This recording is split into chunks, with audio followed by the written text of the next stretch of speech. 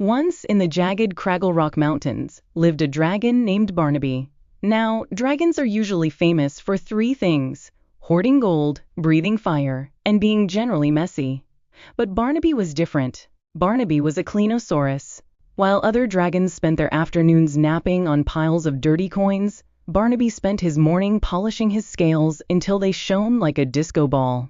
His cave didn't smell like sulfur and smoke. It smelled like fresh lemon peel and lavender. The trouble was, Barnaby was lonely. The other dragons thought he was odd.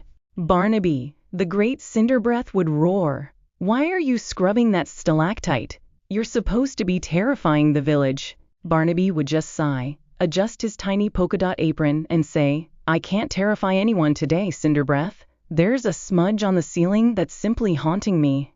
One Tuesday, a massive soot storm blew in from the volcanic flats. It was a thick, gray cloud of ash that covered everything.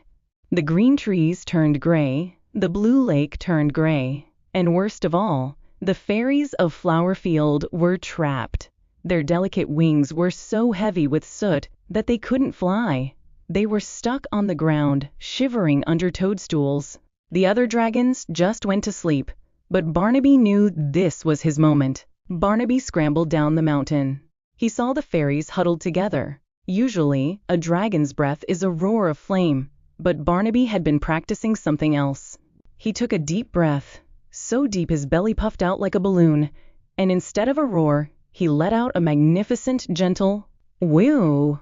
The fairies zoomed into the air, their wings humming with joy. To thank him, they sprinkled Barnaby with forever shiny dust. Now, he didn't even have to scrub anymore, he just glowed. Barnaby went back to his cave, but he wasn't lonely anymore.